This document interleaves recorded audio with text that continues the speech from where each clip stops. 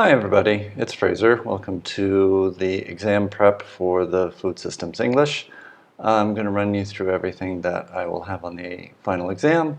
I want you all to know that I understand that this is a tough time and it may be very difficult to kind of keep up with the work that you're doing, but I appreciate everything that you've done, and really, my intention is that everybody can do well on this exam if you put in a minimum of effort. All right, so on the final exam, obviously this is a weird time, but I don't want you to be intimidated, and just really kind of relax, go through everything that we studied when you did have class, and then the other material that's up on the LE.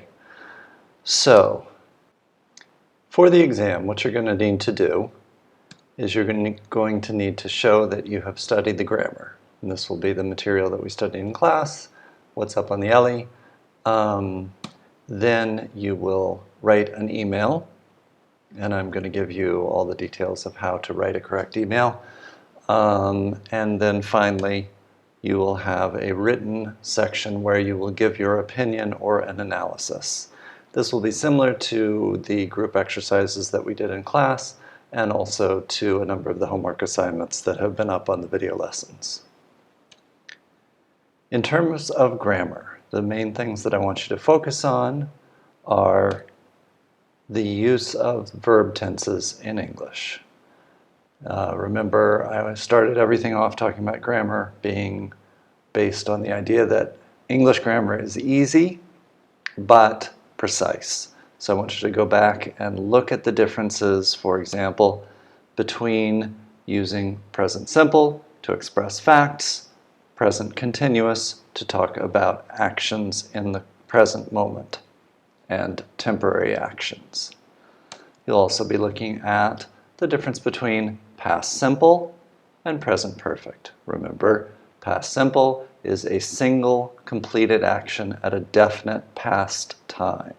Make sure you understand that. Make sure you understand why then we use the present perfect instead of the past simple in different circumstances. I also want you to think about the difference between the present perfect and the present perfect continuous. Remember that sometimes these can be used in the same situation, and other times they're different. So make sure that you understand the differences between those two. And you also should understand using the past perfect to create a sequence of past actions or events. You need to know how to express the future. Remember the differences between will, present continuous, and be going to. And also expressing future facts using present simple. So go back and look at our discussion of the future. Also go through the lesson that we did on modal verbs and make sure that you understand the differences there. It's also important that you understand, for example, the differences between preposition use in English and prepositional phrases, as well as being familiar with prepositions that go with particular verbs, like, for example, depends on, composed of. I would like to make sure that you know the difference between the different conditional sentences in English, 0, first, second, and third conditionals, and the use of relative pronouns, who, which, that, when, while, etc. Also very important, and this is very basic, make sure that you know the subject and object pronouns, using possessive adjectives, and using possessive pronouns. So there will be a section of grammar sentences where you'll be correcting a sentence, or you're choosing different options for a sentence, which one is correct.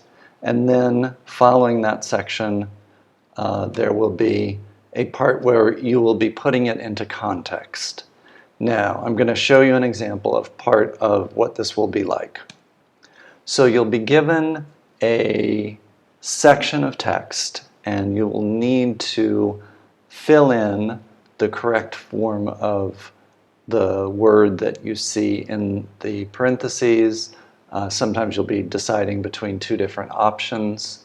So let's just take an example here, and we'll go through one by one looking at these different gaps.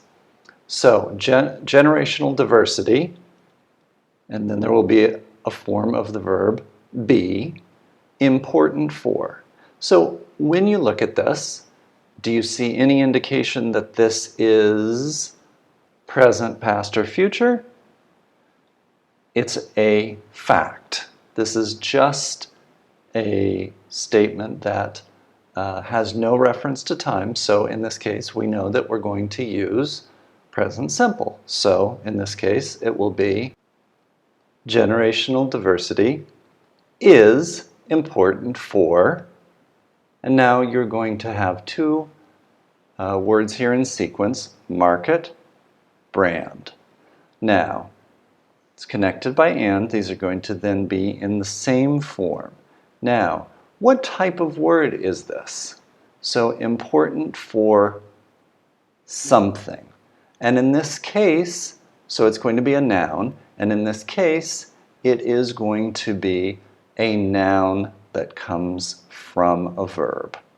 So, generational diversity is important for marketing, and you're going to match that same form, branding.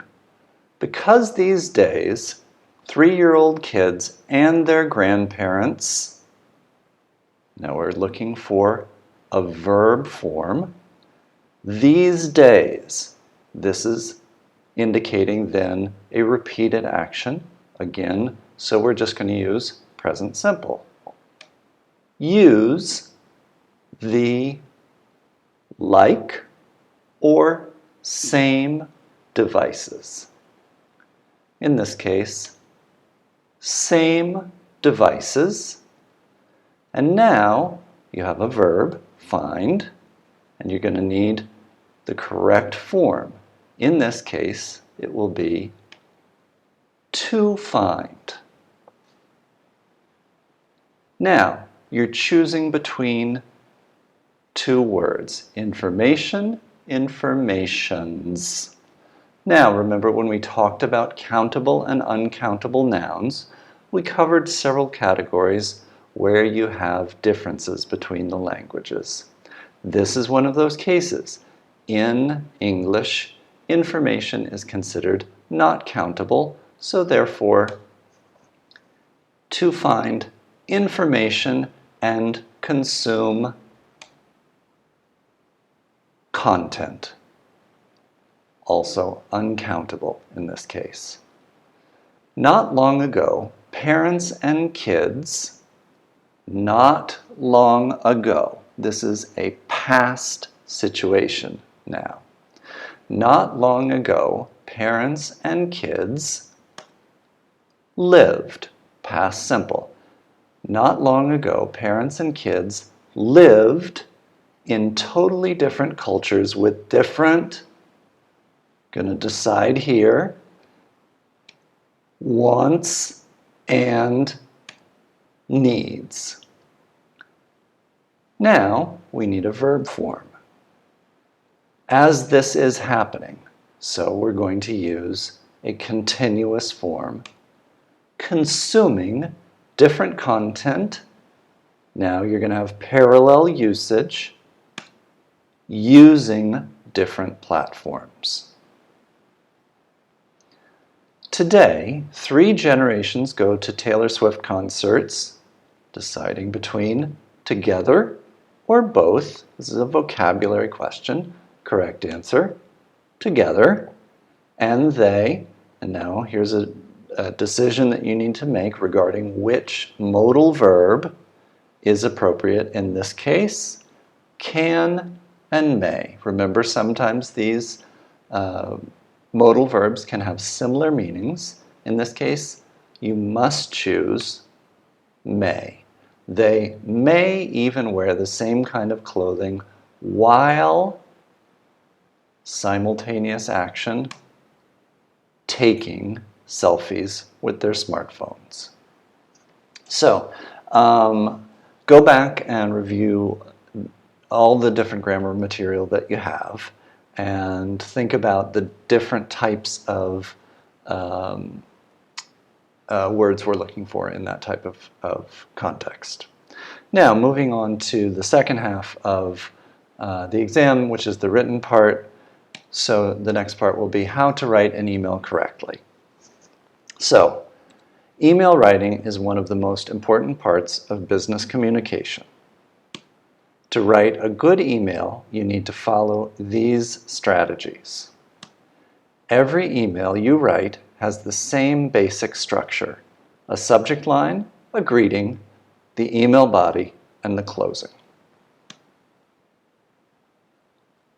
As with every written form of professional communication, there's a right way to do it and standards that should be followed. Here's what you need to know to write a good email. And the nice thing about these is it's always correct in every circumstance. You'll begin with the subject line. The subject line can be the most important part of the email because you want the recipient to open the email and read it, and then probably do something in response. Some examples. Need information. Thursday client meeting. Please send client demographics list. So in both of these cases, it's very clear from the subject line what you, as the author of the email, want from the recipient. Now, when you get into the main email, you're going to begin with a greeting, and in most emails in business, you should include a quick greeting to acknowledge the reader before starting your main message or request. The exception will be when you have an email chain with close colleagues, and then you can just write directly.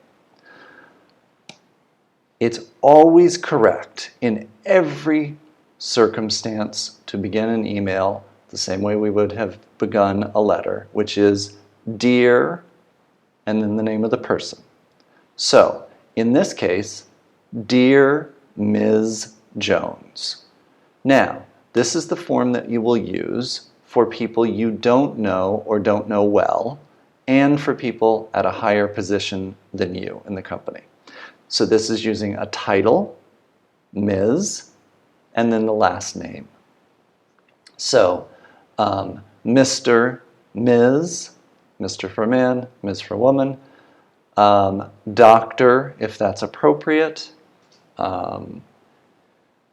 and those are generally the only titles that we will use in business.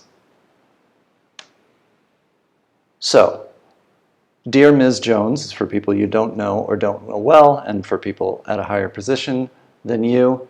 Dear Sarah. Dear, and then the first name. This is for people you know, and for people who are at an equal or lower position than you in the company.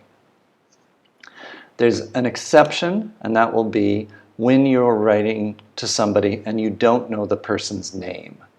In that case, it is always correct to use to whom it may concern.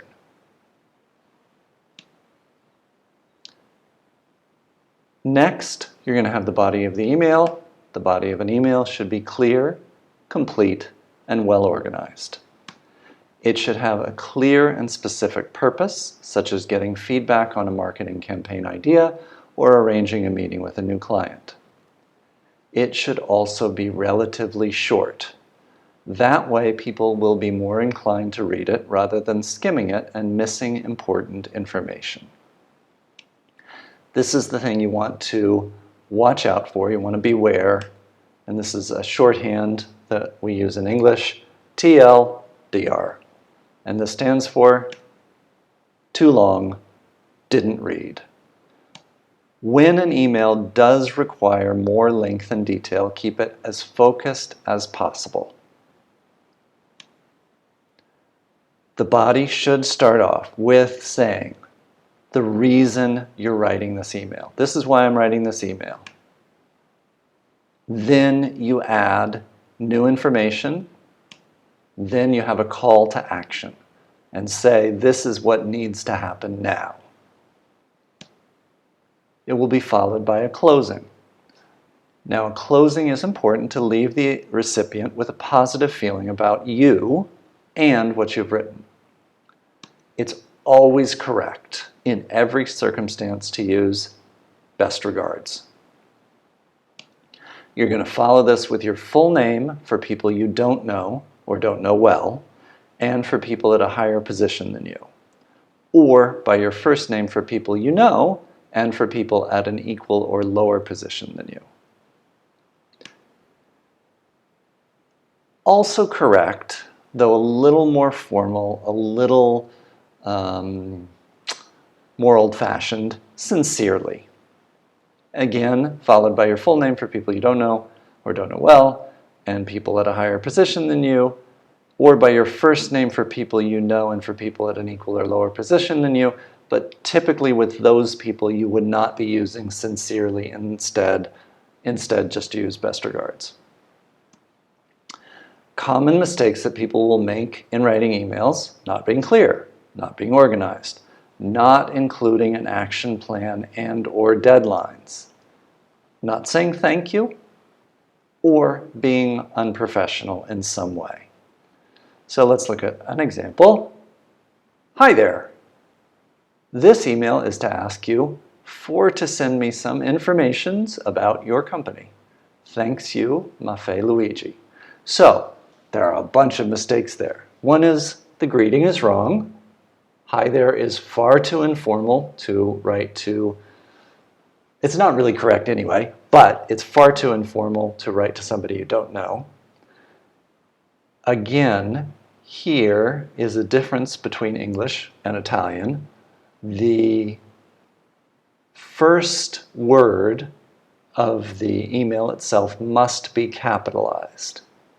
So this should be capitalized. This email,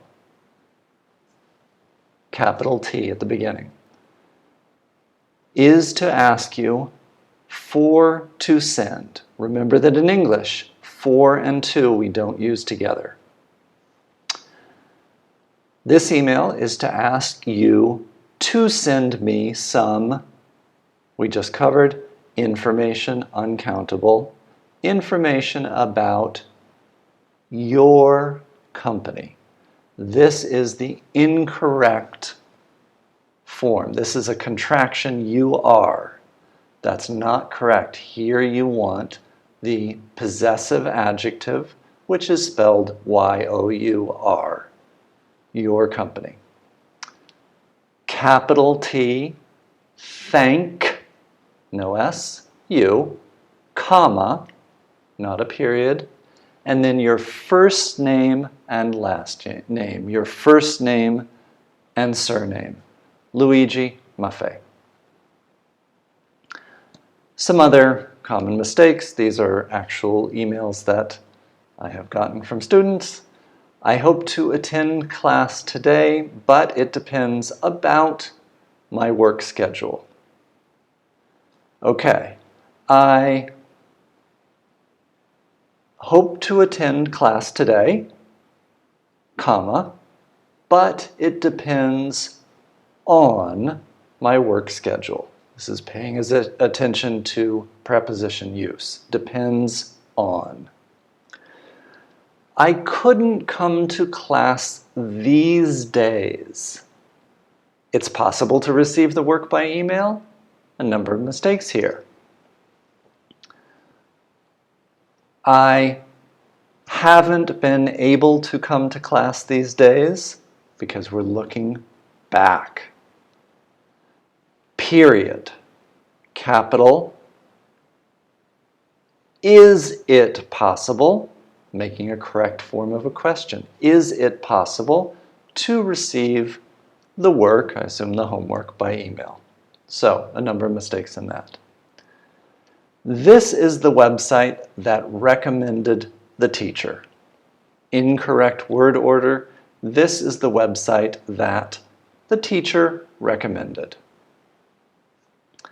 Sometimes I forget the S. It's a lack. Sometimes I forget to use the S, period. Complete sentence. The next part is a new sentence. And so it needs to be capitalized, plus also incorrect word choice in this case. It's a problem. It's a common problem I have. And in an email, particularly to somebody in a formal setting, no emoticons. I wish I can understand what you're going to do just by reading my classmates' notes. If not, I will write to you. Confusion here between the words wish and hope. And probably in this case, my classmate is probably singular, so it will be classmate apostrophe S to indicate possession. Otherwise, if it's more than one classmate, it would be classmates apostrophe, but you must have possession there. And then a period, new sentence. And then the classic mistake, good morning, Sir Fraser. Always makes me laugh, but Sir is not used as a title or an honorific in English, except in Britain for people who have actually formally been made knights by the Queen. So don't use Sir.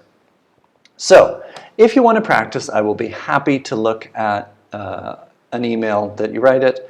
So you could write an email to Jamie Dimon, the CEO of JP Morgan Chase. The email will be an analysis of a company or market segment. You can talk about different elements of it. You can talk about trends in the market. You can talk about total market size, the growth potential, external risk factors. So you've probably learned about things like doing a SWOT analysis. You could think about that in context of whatever you're going to write. Talk about changes in taste, culture, demographics, raw material prices, availability, and you can choose one of these sectors, or you could take one of your own, but I would suggest maybe Italian wine, Scandinavian wine, like we talked about, lab-grown meat we looked at, gene-edited seeds. There's a bunch of material on that in the video lessons that I've put up on Ellie. So you might want to watch those, and you could, I'm sure, write a really good email based on that. The use of packaging for foods we've talked about, the use of renewable energy and or greenhouses. Any of those, or whatever you think of, go ahead, write me an email, send it to me, and I will give you a correction. Then, the final section of the exam will be an analysis, comparison, or opinion essay. So what I want you to do for that is, like I always say, I want you to be simple, clear, direct, and organized. Make sure that you answer the question. So read it carefully, and once you go back and review, make sure that you've really focused on giving a complete answer to the question. So everything that you write has the same basic structure. An introduction, a body, and a conclusion. The introduction, you're saying, this is what I'm going to tell you. So it may start off with something like, Alibaba is an important Chinese company that's important to study and understand because blah, blah, blah, whatever you think. Finishing the introduction, you want to prepare me for what your argument will be and say, we will look at 3 critical factors for its success. 1, 2, and 3, whatever they are. Then you will move into the body of the essay. Again, it should be clear, complete, and well organized. And here is where you're going to take those items, item 1, item 2, item 3 that you mentioned in the introduction, and you are going to discuss them in detail. You will follow that by a conclusion. The conclusion should be simple and clear. And basically all you're doing is you're wrapping it up and you're saying, because of 1, 2, and 3, you can see that my argument is correct. So, something like, Alibaba has shown steady growth in sales over the last 12 years and profits should continue to increase because of its lower costs. So, you can identify steady growth in sales, item 1. Profits continue to increase, 2. Lower costs, 3. So, you have set up a structure that you just then follow and fill in the body for that. So, now let's take a look at something which would be an example that I would give on a final exam. So read through this description of a new product being built by Piaggio, a division of Piaggio. So pause this, read it all through, think about it, make sure you understand everything. In this case, feel free to look up words. Go through that and come up with your argument. And then once you get to the bottom, the last little bit there is the question. So you want to then, in an essay, answer the question. Do you think that the Jita will be a successful product? What are the factors that will determine its success or failure? And how would you market the Jita? All right, so read through all that, think about it, come up with a plan, start writing, write down some ideas, take some details out of there, anything that you feel will help you. And so when you're ready, come on back and we'll look at some different possible options for how you would answer that question. Okay. Welcome back. So here's your opportunity now to express yourself. I'm just going to give you a little bit of a launching pad of just, kind of taking two different ways of answering this question and show you, and there's no right answer. This is the important thing to realize. So you might say, in my opinion, the new Jita robot made by Piaggio Fast Forward will be a success, because it can be used in urban areas where many people make short trips on foot. It recharges quickly using a normal electrical outlet, so it's always available. And finally, it's very easy to use, which means that everyone from children to students to older people will be able to integrate the Jita into their everyday routine. Here we go, we've answered the question. I think this will be a success because of 1. It can be used in urban areas where many people make short trips on foot. 2, it recharges quickly using a normal electrical outlet, so it's always available. 3, it's very easy to use, can be used by everybody. So that sets up then the body of your essay. Now, as I said, there's no right answer, so you certainly can have a completely different perspective on this. For example, you could say, I think that Piaggio Fast Forward is making a major marketing mistake with its new Jita robot because it's definitely too expensive for most people. Also, it can only be used in cities where people make short trips on foot. Even though it is easy to use, most people will still prefer to use their cars rather than purchase an additional technological device like the Jita. So, again, we've set it up. 1, too expensive. 2, only used in cities. 3, the car is still preferable. So then you'll just, in the body of your essay, make those different arguments and then conclude. All right, so really I want to wish you good luck on the exam, and I'm sure if you just do a little bit of studying, a little bit of work, Keep practicing, try to put a little English in your brain every day, and if you do that, you will do well. So, again, for you and your families, I hope that you stay safe and healthy, and I really hope to see you all in the future at some point. All right, take care and good luck.